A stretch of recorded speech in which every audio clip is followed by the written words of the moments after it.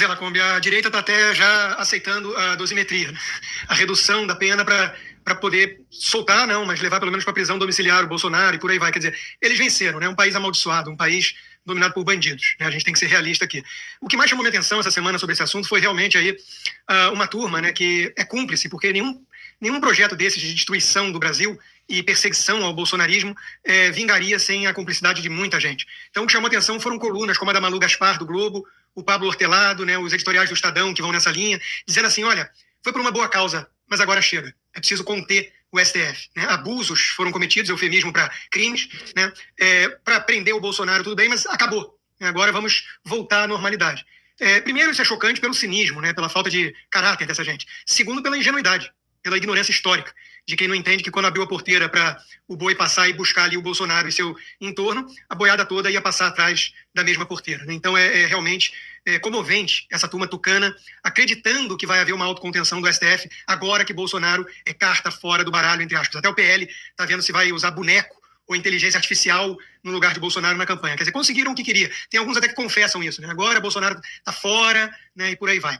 O Fernando Schiller escreveu uma boa coluna no Estadão sobre isso, dizendo exatamente quando a gente abre mão de princípios em nome de boas causas para salvar a democracia, já era. Né? É tarde demais e os princípios foram para a privada, né? Foram por água abaixo. O recado do povo, quando essa turma encontra com o povo ocasionalmente, né? Cruza com o povo ali por acaso, o recado do povo nós vimos hoje num vídeo que está viralizando de um torcedor do Flamengo. Aliás, obrigado, né, pelo campeonato, saudações rubro-negros, e o torcedor ali pega o microfone do repórter da Globo, né, e fala, libertem Bolsonaro, só isso que eu quero. E é mais ou menos isso, né, o choque, é o contraste de quem vive de narrativa, de quem virou um Právida, né, uma agência oficial, aí, ou para-oficial do governo, e o povo não quer saber dessa perseguição, dessa injustiça toda. O Carlos Bolsonaro andou tuitando, né, que ficou 2 dias sem notícia do pai. Estão torturando o homem, né, nas masmorras do regime totalitário que o Brasil está criando. Enquanto isso, Daniel Vorcaro, do Banco Master, com 12 bilhões aí, pelo menos, de fraudes suspeitas, no mínimo, né, fora o uso do FGC para coisas ousadas que também beiram, não é nem irresponsabilidade, mas o crime, né? Enfim, o Daniel Vorcaro já está solto. Suco de Brasil, né? Então, Daniel Vorcaro não ficou nem 10 dias preso e o Bolsonaro e o entorno passando pelo que está passando. General Heleno, um homem probo, um herói nacional aí dos militares, né? O general Heleno preso, tendo que apelar para doença, para Alzheimer, para ver se consegue algum benefício, né? Enquanto isso, Zé Dirceu articulando sua campanha a deputado federal e dando entrevistas sobre a situação política no Brasil. Sérgio Cabral virou influencer e Lula é o presidente por um malabarismo supremo, né? Enquanto o general Heleno, repito, preso. Que país é esse, Lacombe? Então, o nosso grande desafio aqui é realmente manter a esperança, é manter a luta. Né? Nós não temos alternativa, mas nós precisamos constatar que hoje é uma nação amaldiçoada porque dominada por bandidos. Por bandidos desde o governo federal até o Supremo Tribunal Federal. Nós temos uma legião de bandidos que instaurou no país a bandidolatria. E é esse o resultado. General Heleno preso, Sérgio Cabral, Dirceu e Lula soltos. Lacombe, eu vou pegar do gancho exatamente disso que vocês falaram e da expressão que o Consta usou, grande desafio. É um grande desafio não desistir, porque vamos todos confessar aqui, fazer a nossa terapia dominical. Não é difícil desistir. Não é muito pelo contrário. O Brasil está numa situação hoje que é muito fácil falar, eu cansei, eu lutei, eu gritei, eu fui às redes sociais, eu fui a todas as manifestações, eu cobrei o meu deputado, o meu senador, eu falei, eu arrumei briga no Facebook, eu arrumei briga em casa, eu cansei.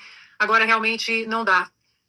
E nós precisamos, cada um, encontrar o seu ponto de inflexão, de reflexão, para juntar as energias de novo.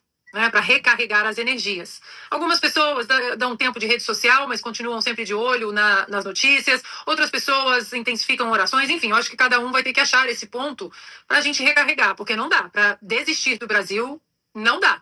O que nós vamos deixar para os nossos filhos, para os nossos netos? Um país corrupto, um país que tem a corrupção ali onde é o lugar mais perigoso, no judiciário.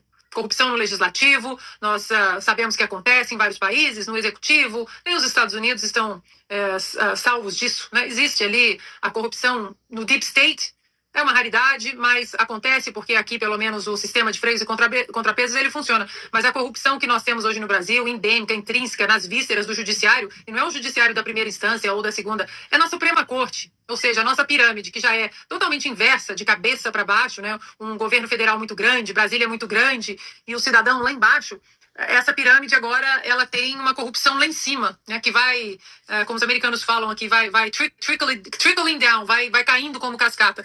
Então, assim, o mais fácil é a gente desistir. É o mais fácil. O Ronald Reagan tem um discurso de 1964, chama Time for Choosing, e é um discurso que parece que foi escrito assim hoje, de tão atual que é. E ali ele fala assim, olha, entre a guerra e a paz, né, a guerra contra os tiranos e a paz, tem uma forma de você encontrar a paz de uma maneira muito rápida, muito rápida. É só você se render. Você ajoelha, se rende, você vai ter paz. Você não vai morrer, você não vai ter que matar, você não vai ter que lutar. Se rende. Então a pergunta é isso que a gente quer? A gente quer simplesmente se render diante do atual sistema e entregar esse cenário para os nossos filhos? Do ponto de vista regimental, dos caminhos de Brasília, daquele microcosmo do Congresso Nacional, né, nosso sistema bicameral, mas vamos falar inicialmente da Câmara dos Deputados, a anistia poderia tranquilamente ser votada. Tem número, porque mais difícil era conseguir o número 257 nomes para aprovar a urgência regimental, ou seja, traduzindo, colocar o projeto, o primeiro tijolinho ali, ou seja, o primeiro da fila. E aí depende do presidente da Câmara dos Deputados simplesmente cumprir o regimento e colocar o projeto para votar. Um projeto de lei desse tipo, como é o PL da anistia, da forma como foi aprovada a sua urgência, aliás, é um PL que eles resgataram do Marcelo Crivella, mas tudo bem, alguns remendos podem ser feitos em plenário, isso é absolutamente normal, para isso existem aqueles jargões de Brasília, substitutivo, destaque, emenda de plenário e por aí vai, quando você faz ajustes na redação do texto. Você precisa de maioria mais um, né? Matemática, se você tem 200 ali, 101 é maioria, é disso que se trata, mas, infelizmente, surge um personagem nessa equação chamado Hugo Mota, e o presidente da Câmara dos Deputados, assim como o presidente do Senado, no Brasil, são figuras que têm muito poder. A caneta deles tem muito poder. E o Hugo Mota, o próprio deputado Marcel Van Hatten falou isso nesta semana, quando fez um desabafo dentro do plenário, estava cercado por assessores, ele lembrou que o presidente Hugo Mota não cumpre o regimento. O regimento é uma cartilha sagrada dentro do Congresso Nacional. E durante décadas foi assim. Sempre existiu a figura do secretário-geral da mesa. Eu escrevi sobre isso nesta semana. Mozart Viana, para quem conheceu em Brasília, foi o mais longevo deles. Ficou 40 anos na Câmara dos Deputados, 22 como secretário-geral da mesa. A figura do doutor Mozart, trabalhou com 12 presidentes da Câmara e puxava a orelha de quem não cumprisse o regimento. Quando alguém, artigo não sei o quê, sabe aquelas imagens chatas que a gente assiste na TV Câmara? Artigo não sei o quê, presidente, aquilo precisa ser cumprido. É assim que funciona o legislativo. E o Hugo Mota não cumpre nada. Então ele não colocou a anistia para votar. Por quê? Qual é a explicação? Não há outra explicação, a menos que ele um dia tenha a coragem, coisa que ele não tem, ele é um frouxo, um trambiqueiro, ao menos que ele tenha a coragem de vir a público dizer a verdade, o que foi que ele ouviu num jantar na casa do ministro Alexandre de Moraes. Levaram ele para o pior lugar possível, não vou adjetivar muito, para onde ele poderia ir depois de ter sido eleito presidente da Câmara. Sentar-se numa mesa com Alexandre de Moraes, outros ministros que comandam o STF, o Procurador-Geral da República, Paulo Gonet, e o diretor da Polícia Federal, Andrei.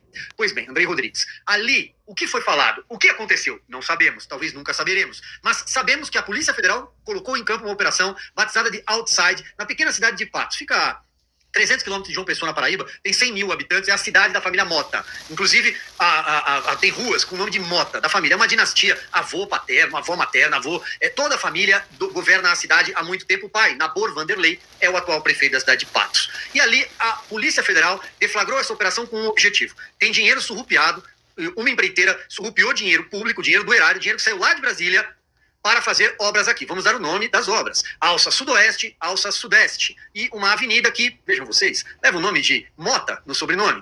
Essa obra foi orçada em 5 milhões de reais. E parte do dinheiro saiu de onde? Vejam vocês, de emendas parlamentares do deputado Hugo Mota. E o prefeito da cidade é o pai do Hugo Mota. Será que foi isso que ele ouviu naquela reunião? Desde então, Hugo Mota, o prodígio que chegou na Câmara dos Deputados com 20 anos de idade, mudou completamente, radicalmente a sua postura. E aí, para amarrar aqui, Lacombe, o que é que ele faz? Pressionado pela urgência regimental, ou seja, o secretário-geral da mesa, os assessores parlamentares concursados, que estudam muito para chegar nesse cargo, não é um cargo fácil. Assessores técnicos do Legislativo são competentes. Eu sou testemunha porque nos anos todos em que trabalho com política, eu sempre consulto assessores técnicos e nunca me desapontei. E eles, nesta hora, ele fala, bom, eu vou ter que fazer alguma coisa.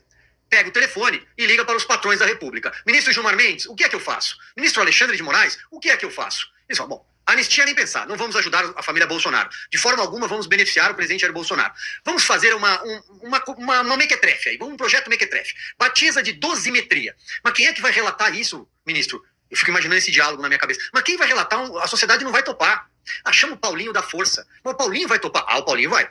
Sabe por que o Paulinho vai? Porque o Paulinho, há poucos anos, foi condenado a quase 10 anos de prisão por desvio de dinheiro do BNDES. E quem salvou a vida do Paulinho foi um ministro do Supremo Tribunal Federal chamado Alexandre de Moraes. Ele foi condenado na turma e Alexandre de Moraes leva o caso dele a plenário para reverter a condenação na turma com base no embargo declaratório. Se tiver alguém do meio jurídico nos assistindo, vai entender o que eu vou dizer agora. Embargo declaratório não serve para reverter decisão de turma. Não é o caso. Seriam embargos infringentes, inclusive há uma discussão se são 1 ou 2 votos divergentes. Aparentemente tem uma jurisprudência do Paulo Maluf de 2018 com 2 votos. Portanto, jamais poderia ter acontecido isso. E o Paulinho, suplente de deputado, voltou para a Câmara há pouco tempo e assume a dosimetria. Quem é que dá entrevistas ao lado do Paulinho da Força? Um outro deputado que saiu das catacumbas, chamado Aécio Neves, que foi recuperado também, sabe Deus por quê. E Aécio Neves, do PSDB, fica ali do lado. Todos sabemos que Aécio Neves é olhos e ouvidos de Gilmar Mendes. Isso a Lava Jato provou. Tanto que a Lava Jato tirou ele de cena por muito tempo. Portanto, acho que isso responde talvez a sua pergunta, Lacombe.